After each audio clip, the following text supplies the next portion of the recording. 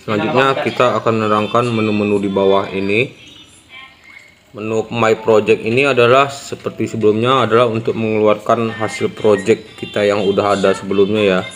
Nah, yang ini PLP adalah file PLP atau sejenis template yang udah jadi. Jadi kita tinggal pakai aja atau kita load aja. Contohnya seperti ini. Saya ada satu buah PLP yang belum pernah saya pakai tapi sudah saya download ya. Contohnya ini poster turnamen FFPLP. Nah, kayak gini ada open only aja. Kalau open only berarti dia tidak bisa kita edit lagi, cuma kita view aja untuk inspirasi. Nah, yang ini open dan add adalah memasukkannya ke dalam file project kita sehingga kita bisa memperbaiki atau mengutak-atik atau memodifikasi sebuah desain. Kita open and add aja. Baik, ini dia contohnya. Jadi bisa kita geser-geser atau bisa kita ganti-ganti ya. Misalnya face turnamen atau turnamen PUBG kayak gitu ya. Nah, begitulah maksudnya tujuan dari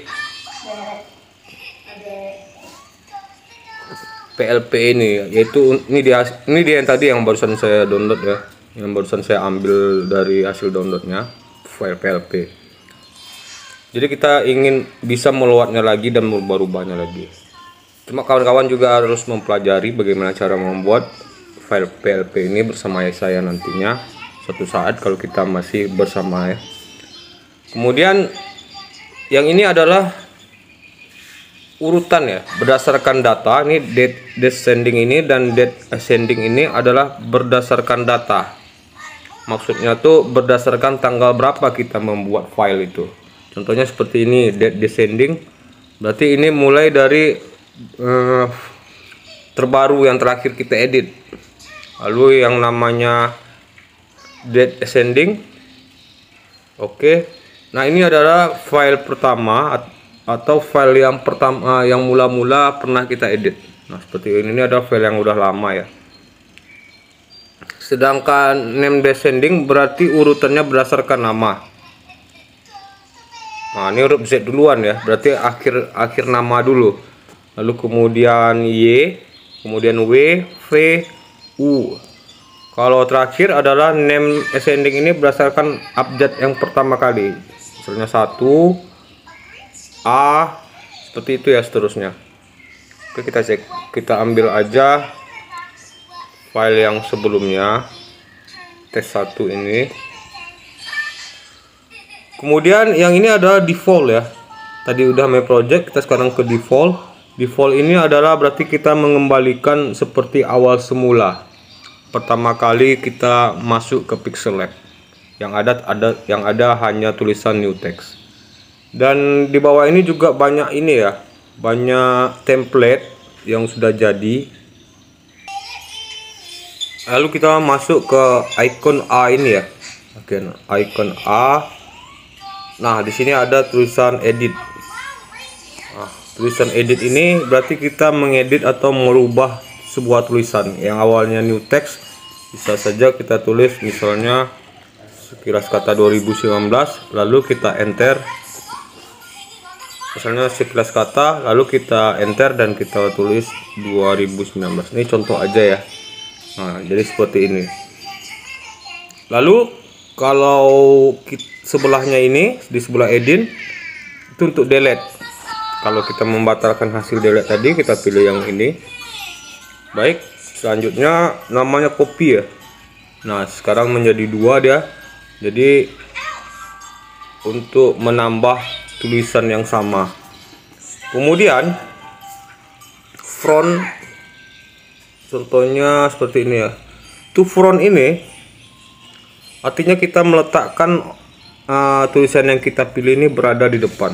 Contohnya seperti ini. Dan di sebelahnya adalah to back, kita memindahkannya ke belakang. Seperti ini ya. Ini kan yang terpilih. sehingga gak ada garis biru sepanjang tulisan ini. Kalau kita pilih dia to front, maka dia akan berada di depan. Kalau kita kirim ke belakang, yaitu to back. Kalau kita pilih to back, maka dia akan berada di bawah atau di belakang.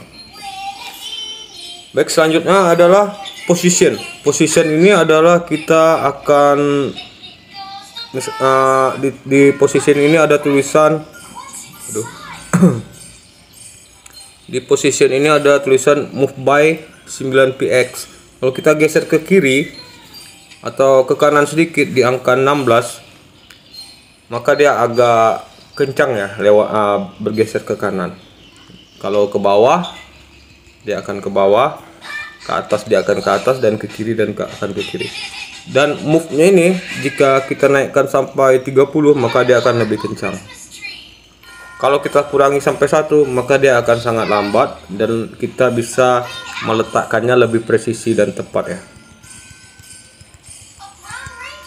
Jadi untuk menggeser-geser suatu objek.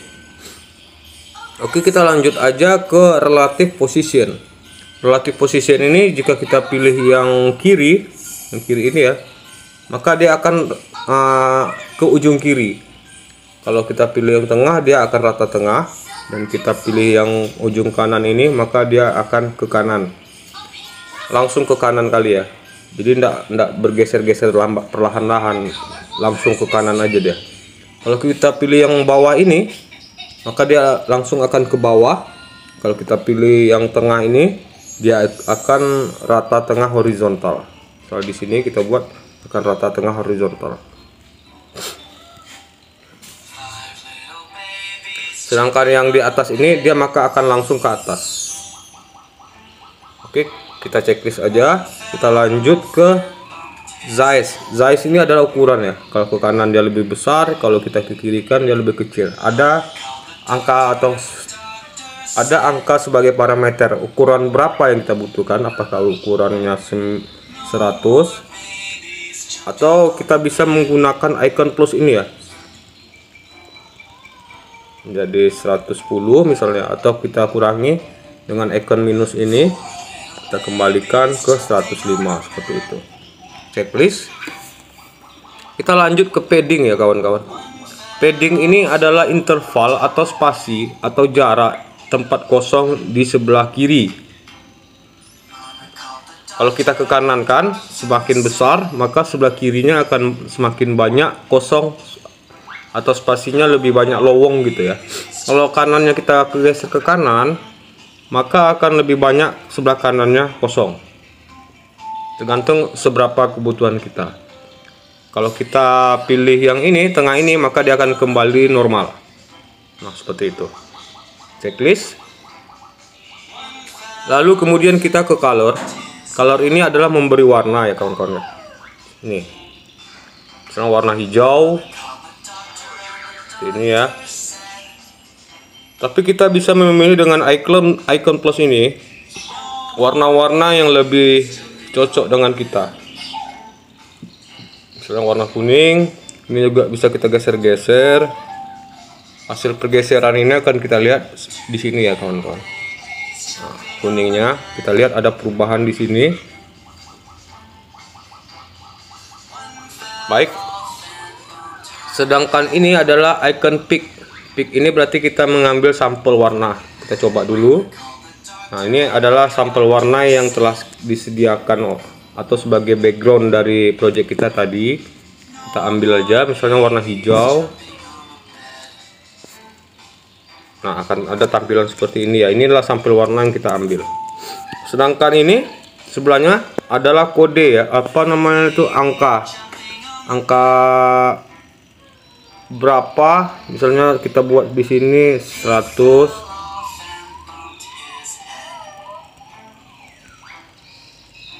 Sini 100 juga, di sini juga 100.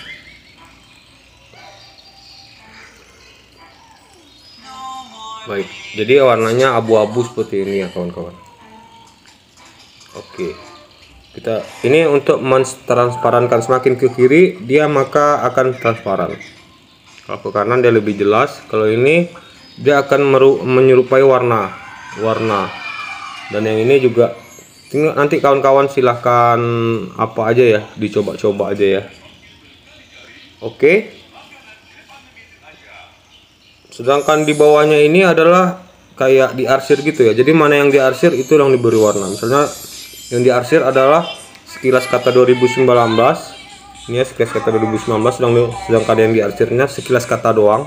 Lalu kita beri warna hijau, maka yang berubah warnanya cuma sekilas kata doang, karena yang diarsir adalah sekilas kata doang. Lalu kita checklist aja. Selanjutnya tekstur ya kawan-kawan.